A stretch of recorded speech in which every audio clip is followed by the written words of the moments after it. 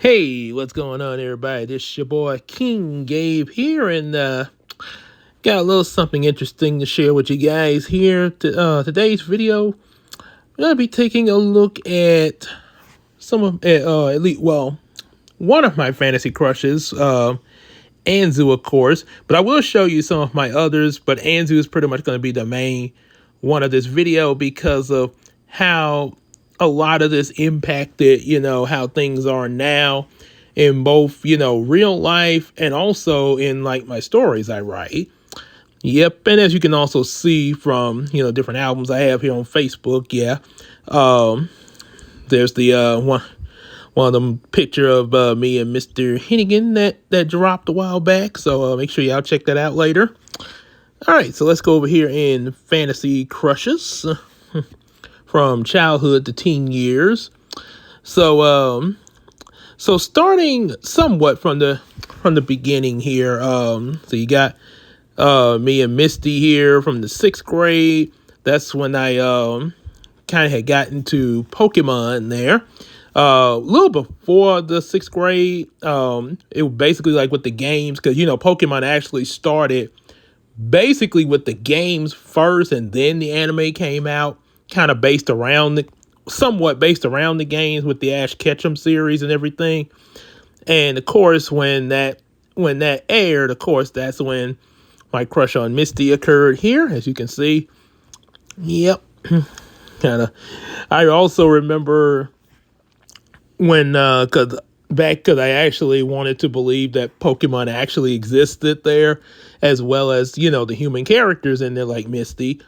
So I'd be saying, like, well, everybody, Misty's my girlfriend. They're like, what? Well, why don't you prove that there? So since, we didn't have, AI or anything like that back then, I took a picture of Misty back then from I think it was like from I'm not sure where I got it from. May have been a magazine or something like that.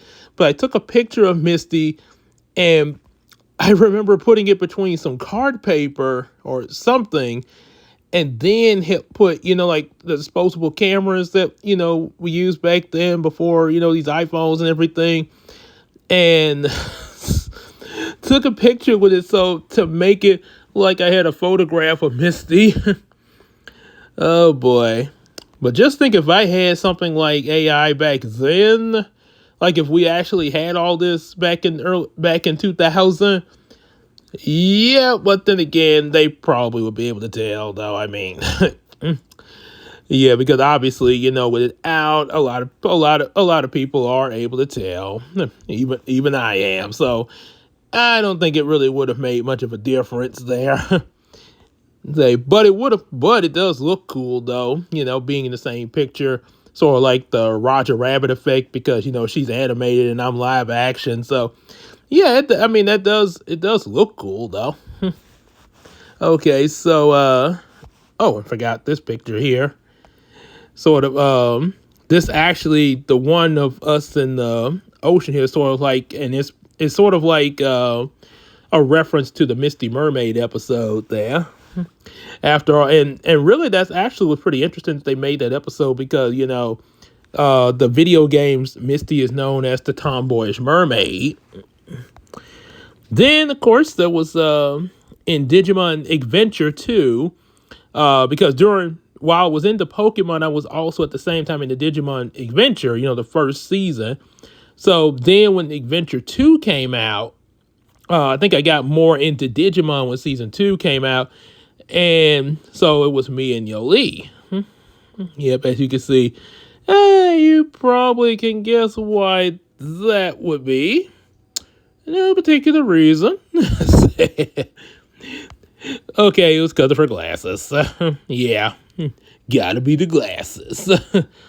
I mean, she is pretty cute with the glasses. Don't get me wrong. Sort of, or like the Clark Kent kind of vibe there. Yeah. However, the funny thing, in that one, they did not. Apparently, the AI forgot to put her glasses on in this picture, but she still looks good though. Yeah, so like which this kind of matches Yoli's character, the whole traveling and stuff like that, because especially like the episode where she went to Kyoto with some friends there. Oh, and that's an interesting Jesus statue in the background. It looks nice. So, yeah, the thing with the crush on Yoli, that actually, at the time that Adventure 2 first came out here in America, when I was in like the 7th grade, honestly, I did sort of imagine myself with Yoli's son, but not a whole lot back then. It was kind of something, because there was I think eventually, like, when I became I would say like in 2010, something like that, I sort of looked back on some of the things like I did back as a kid and stuff like that, and sort of revamped them and sort of revamped it a little bit. So in the if in a revamped version of, if I was in Digimon Adventure 2, that's what I sort of pictured me with Yoli there. So that's kind of how this occurred there. Yep. So pretty much like that. Now with Digimon Tamers, I was in the 8th grade, and of course it was with Rika. Some of you probably were about to guess that I was going to say Jerry, who, apparently, her and Takato are kind of a thing there. But no, it was actually Rika. And the funny thing about it with Rika, when Digimon Tamers first came out, I honestly thought that Rika was going to be somewhat of a villain at first, because like, it did not right away. Like, you saw her going up against like these rogue wild Digimon with Renamon, and Takato saw her in a dream, or at least he thinks he was dreaming. It's not very certain there, but that's kind of left up to interpretation. However, when they did, meet each other in person, face to face, yeah, Renamon kicked Gilmon to that fence. After that cliffhanger, that's what until the next episode came out, that's why I was like, what is Rika gonna be like? First thing came to my mind, I thought Rika was gonna be like the Digimon Empress, and sort of like how Ken became the Digimon Emperor. I thought it was gonna be something like that again. But, apparently that was not the case. She wasn't really evil. She was just very competitive. And, Digimon Tamers had a much different premise than, Adventure 1 and 2 did.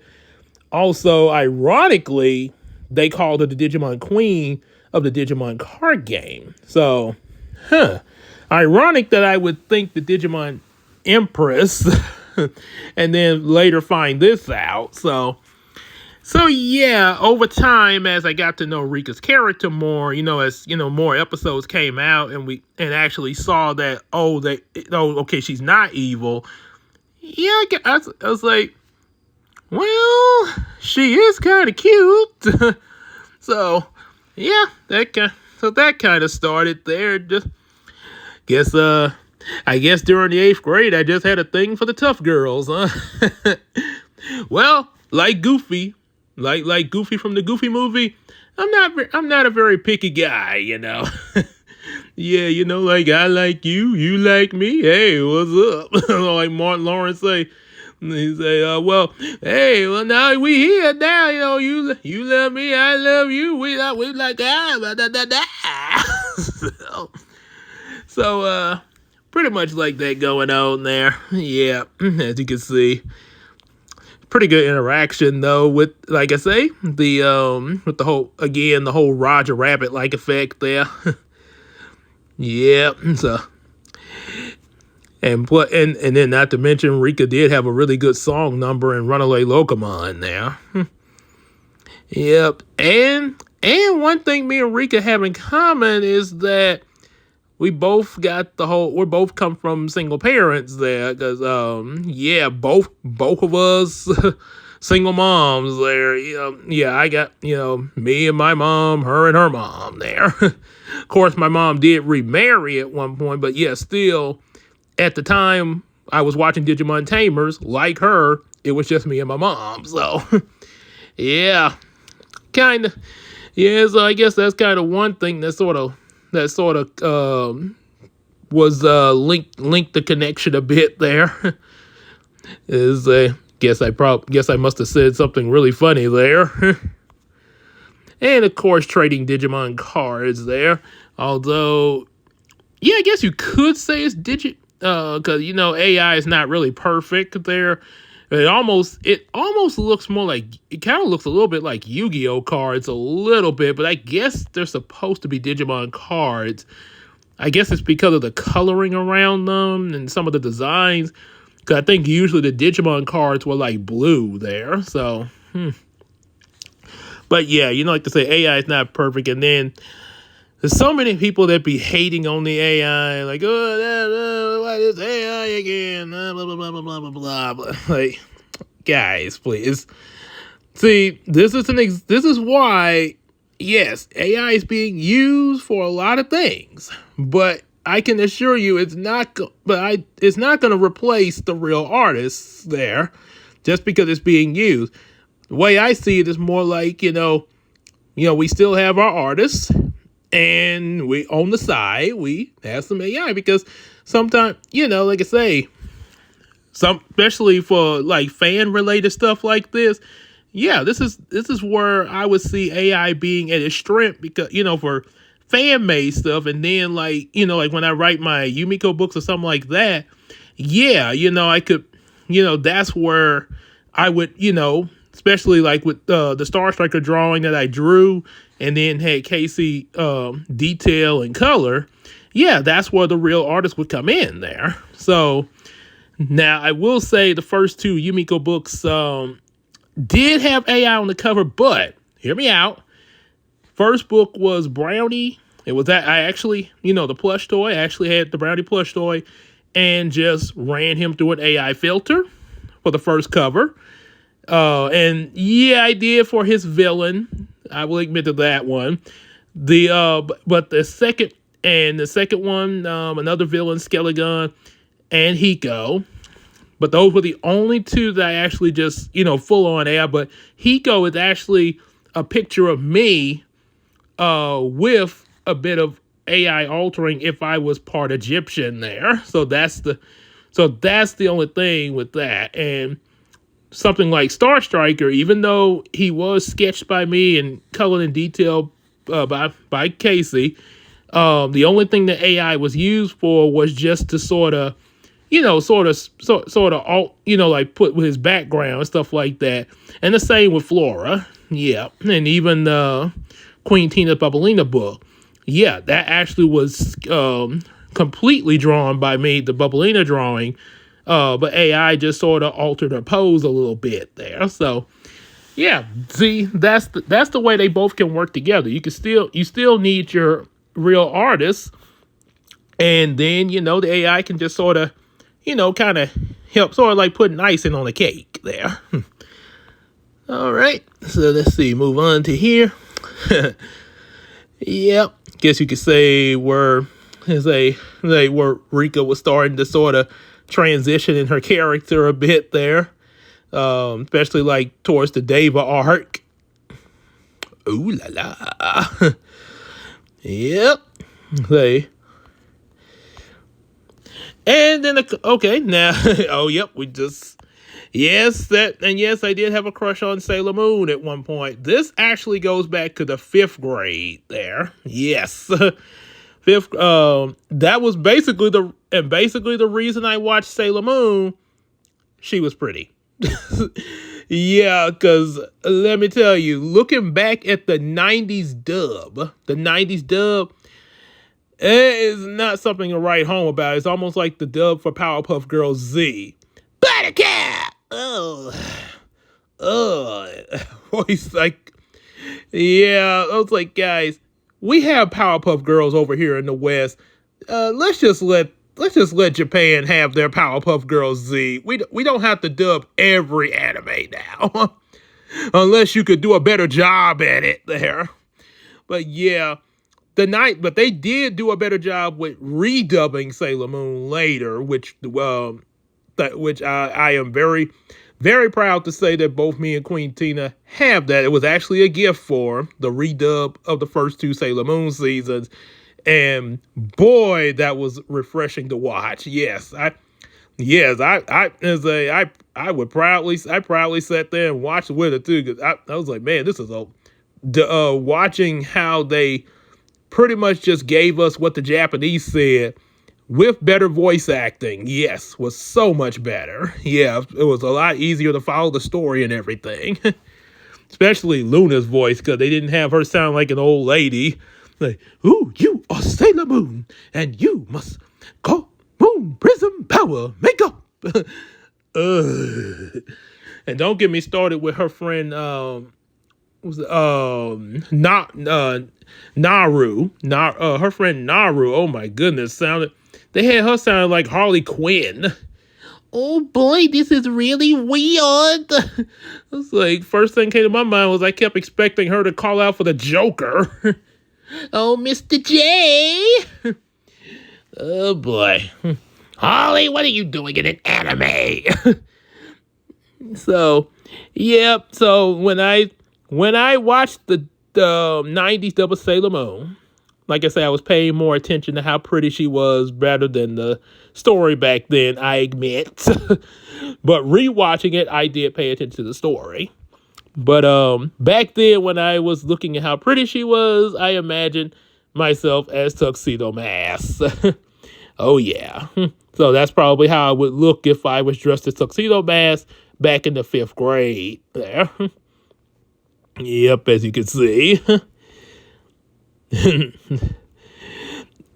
Which and it does kind of make me think, because since Sailor Moon was a teenager somewhat, because they say she was 14 years old at the beginning of the series, so kind of reminds me of when I was like 8 or 9 years old, and I'm not gonna say their names, but there were 2 teenage girls at our church back then, and I remember as a crushing on them and actually like hi. So yeah, kind of makes me think of that a little bit there. The fact, 10 years old and Sailor Moon's like 14 at the beginning of the series there. Or I guess you could also compare this to Zach from Zach and Cody having a crush on Maddie at the candy counter girl there. Yep. Boy, guess pretty strong for a 10-year-old there, huh? Say. Yep. And then, of course, there was Penny Proud. Actually, the thing with Penny Proud, that crush was actually more so, I want to say this kind of, is a sort of, now this was sort of varied on this one.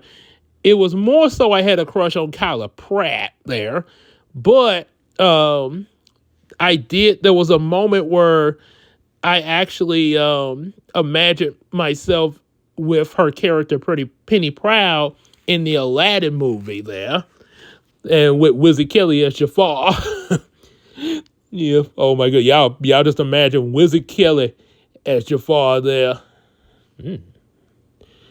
That's range. Oh, okay, it's still recording. Okay, I thought the thing had stopped recording for a second, but no, it's still recording. Okay, but yeah, imagine Wizard Kelly as Jafar, like, you are late. You haven't seen. Like, quickly, follow the trail. Faster, y'all. Yeah, I guess his son would play the voice of Iago, which is pretty much just Wizard Kelly's voice.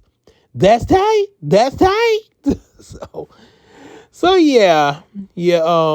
So anyway, here I actually just imagine having a character in the Proud family called Little Miracle there. So I drew myself as that character. So yeah, that's actually a drawing I made, and it's altered with AI in order for me to interact with Penny. Also, the picture of Penny is also a fan art drawing of mine too. So yeah, they're both. So yeah, it's pretty much with just alteration from AI is all. But yeah, I did draw both Little Miracle and the fan art of Penny. And the thing, yeah, and also the character Little Miracle was going to be Sticky's cousin. Yeah, so that's why, yeah, he kind of looks similar to Sticky.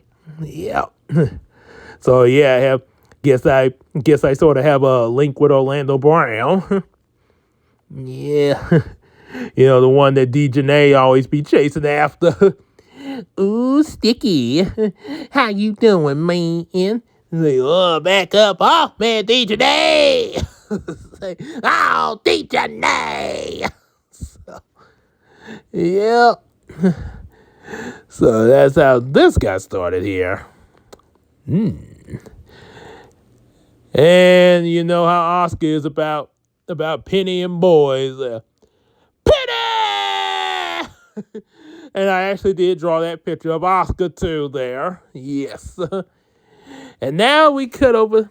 Before I go to me and Taya, before I go there, and show a little bit others.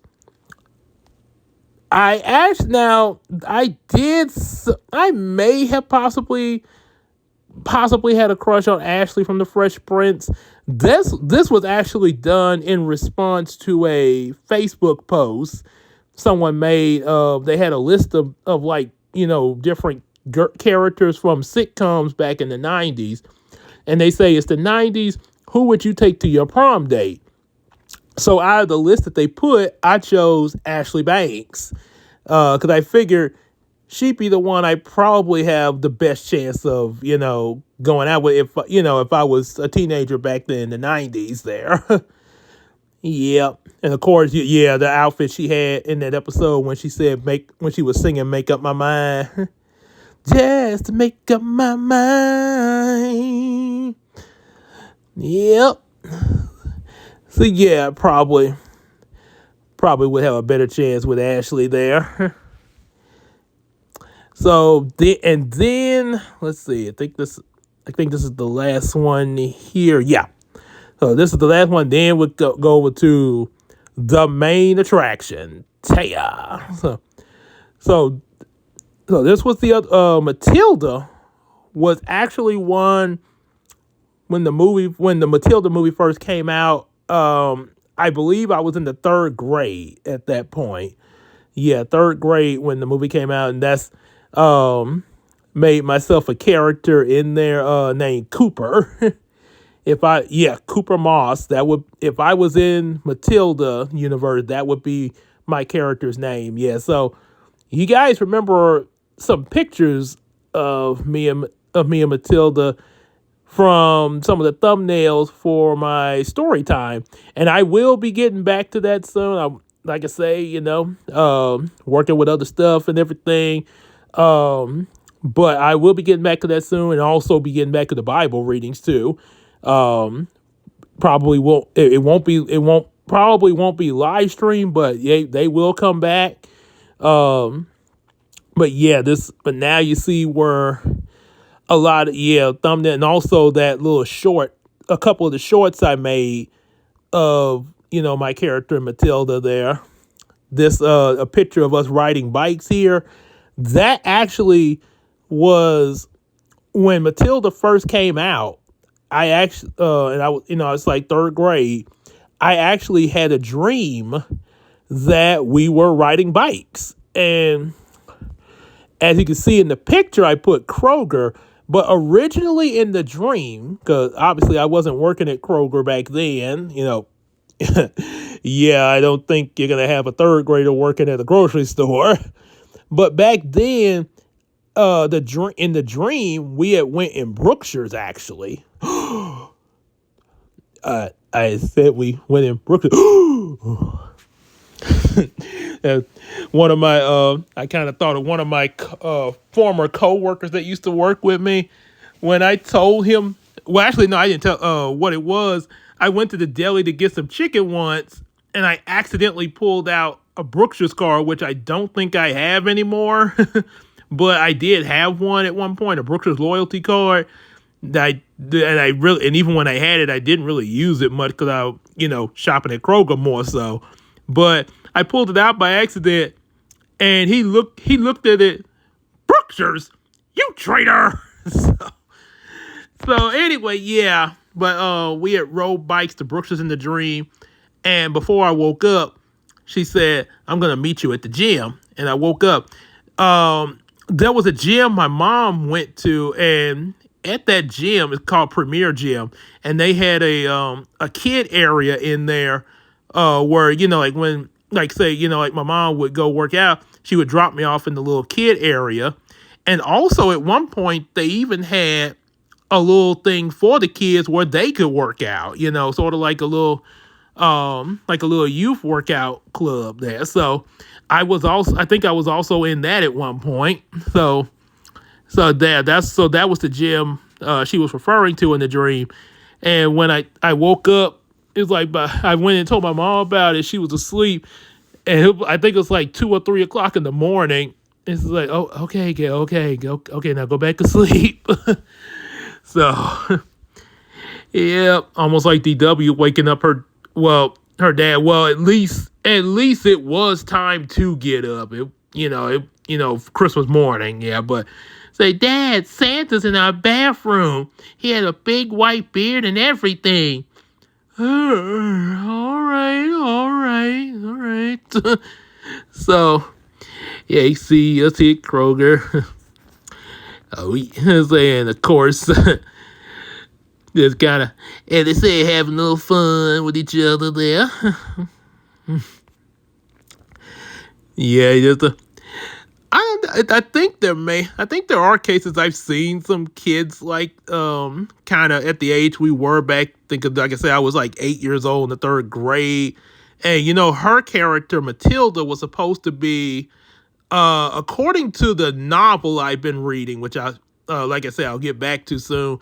According to that novel, her character, I think, was supposed to be like 5 or 6. I think 5, possibly. I think 5. But in the movie, she said she was 6.5 before she started school. Yeah, because her parents were all like, "No, that can't be. You're 5." "I'm 6.5, mommy. 5 then." Yeah, parents weren't too bright. So yeah. So anyway, yeah, just imagine you see couple of 6-year-olds or 8-year-olds shopping like this there. Yep, and that going to the checkout line, everything is almost kind of make you think of Kevin McAllister shopping in Home Alone there. Yep. Getting stuff for breakfast, of course. As you can see, using her powers to make pancakes like she did in the movie. All the way. I would like to reach out my mind. Oh, Miss So did the run all the way. So yeah, you got her pancakes, everything there. Even a little bacon and eggs there. Yeah, but I did eat boiled eggs back then. And bacon. Bacon. So, yep. Then this would be like if she was because Matilda was real smart and everything. So I could definitely imagine back then her if we were hanging out, probably is they helping me out with homework there, kind of like a little tutor there. And of course enjoying some books together like Peter Pan. Yeah. Yeah. And like I say, just hanging out in general there. Yep. Or even reading her book. Oh, wait. Matilda is reading a book called Matilda? Oops. Guess. And then there's also some other pictures of some of the thumbnails that I use when preparing the thumbnails for my storytime readings. This one's like, remember the super glue? Yep. Saying, and her dad back there. These almost. I think I used some of these pictures in that little short. Is he gonna wake up? Don't wake Daddy. Is he gonna wake up? Don't wake Daddy. Anybody remember that game there? And you see the parrot on my character's shoulder. In the if you check my Storytime live streams, there was a chapter in the Matilda novel of her having a friend that had a parrot there. So yeah, that's where that comes from there. Not from the Matilda movie, but from the novel. Yeah. And the ghost, because what she did with the parrot, she made her parents think there was a ghost in the house. Yeah. And then sticking the hat on his head. Originally he had the hat stuck on his head at work there. Huh? I can't get this thing off. And yeah, I do. And again, like I say, AI is not perfect. I know that doesn't exactly look like Danny DeVito. Not sure who. Somebody. He looks like somebody I've seen before. Not Danny DeVito, but that face looks like I may have seen somewhere, like in another movie or TV show somewhere. But I can't put my finger on it. Huh? A ghost! Ah! And notice sort of changed me and Matilda a little bit there. Yep. I like how the ghost is flying, which, like I say, I guess that's because there's a parrot under the sheet. Oh yeah. Back to back with Matilda. And got my big fro. And then, of course, you got Miss Honey here. Yeah, that was also in the thumbnail. If you notice something familiar about Miss Honey, this is actually not the actress that played her in the movie, and I did that on purpose. This was actually supposed to be Mara Wilson as an adult Miss Honey, the way Mara Wilson looked now, but the AI did change her up a little bit there, so kind of the way the AI did, she kind of looks a little bit like an adult iCarly.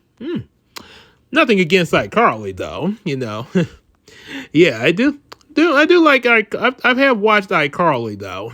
That's a pretty good show. And then of course, you got to have the Trunchbull and the Chokey. Yeah, good. And this was there was a chapter and also a scene in the movie where there was a girl telling Matilda and Lavender about the Trunchbull. So that's where this picture is supposed to be a representation of. Yep. And I think there's a few others real quick. I'm almost done. We're getting oh wait. Let me exit out of that for a second, because I actually got a album of pictures of just specifically for Matilda Storytime. Yeah. So see, okay, just show you these last few others, and then we'll go right back to Taya. So that's the image of what Lavender will look like in an upcoming thumbnail when I get back to reading Matilda. One thing if you might know is something familiar about how I made Lavender look. Of course, she does not look like the way she looked in the movie. A little, because in the movie, I think I want to say she was slightly more dark skinned there, or she might have been this shade, but I do know that facial features are a little slightly different. This was actually because and I know she might be she's probably listening. I did have it was a picture of Casey, and with some alterations made her look like Lavender a little bit. So yeah, because so that's how I got this picture there.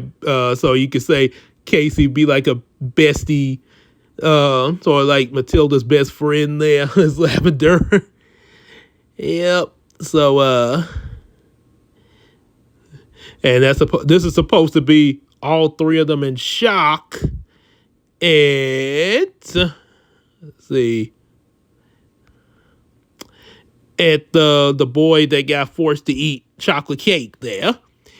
And the image I used for him to sort of, just for a little fun, to sort of mix it up a little bit. I know originally the boy, who they cast for the boy eating the chocolate cake in the movie version. I know originally he was Caucasian there, but I decided to have a little fun and, if you recognize this image, that's supposed to be Kyle Massey, who played Corey as him. So, yeah. Yeah. Oh, and they sort of look like the AI sort of messed up Matilda a little bit there. Yeah. So, George Bull, eat this chocolate cake. Oh boy. So that's where all the and this is where all the shocked expressions came from there. As you can see. Oh boy. Now at least a little blurry, but at least that's a little better than that last picture there of them. But of course I kind of photoshopped them in there. Yeah. Sometimes you gotta do what you gotta do, But at least these are fan arts there, so they say. So anyway, so now let's go back to the piece of the resistance. Yes, let's go. My high school, the majority of my high school, it was mostly me and Taya. Yep. So as you can see, especially during the Yugioh role plays. Yep. My relation with Taya in the role plays, that actually I think was the strongest of my fantasy crushes back then, because a lot of the things I imagined with her and stuff like that during the role plays and such, and even like wrote some stuff in my journals about it. A lot of that kind of as far as like how, especially romantic like and everything, developed into kind of how I am now with Queen Tina, of course. So yeah, that's a lot of how romantic I'd be with Queen Tina comes from, how I was in my fantasy crushes. So yep. And also will have an impact in my Yumiko books there too, with my character Hiko. And ironically, the character I made up in the Yu-Gi-Oh! Role plays originally at first was named Rudy Rutabaker. Yeah, I know that the last name sounds kind of odd there. But the Japanese version of the name Hiko Makuro actually stuck better than Rudy Rutabaker. So I just started going by Hiko. Yep. And as you can see, different dual monster cards here. Yep. Almost kind of reminds me of when her and Joey were playing at school. It's, once again, I put your life points down to 0. That means I rule and you lose and I rock. You stink at this game. Yep. Hello. So, there's a little disco party there. Make me think of that song. I used to love the disco, baby, no idea. That's why people call me the disco kid. I remember the day that disco came to an ear. But now it's back in here, and hey, I brought along some friends. Disco polka and the grand old time. Disco polka with a funky accordion. Disco polka, it's a brand new sound. Step back, everybody, it's a disco polka man. Do do do do do do do. So, yep. And then of course it got us together like here. Yep, the good little Roger Rabbit effect there. even a bit of a pool fantasy there. And then a little vacations pic photo there. Let's see, you got another vacation photo. And yes, in the role plays back then, there was a part of the role play still in high school that I imagined like what if, me and Anzu got married there. So in another universe, this would have been a thing, And I do acknowledge in the original Yu-Gi-Oh series, just to make it clear, in original Yu-Gi-Oh series, yes, it is Taya is originally with Yugi, not a Tim. And yes, they both do like each other because apparently there were some people in the Facebook groups, in the Yu-Gi-Oh group, saying that, well, Yugi likes her, but she doesn't like him. No, they both like each other. Trust me. Yeah, just to make that clear. So, they go down a little bit there. Has some other pictures there.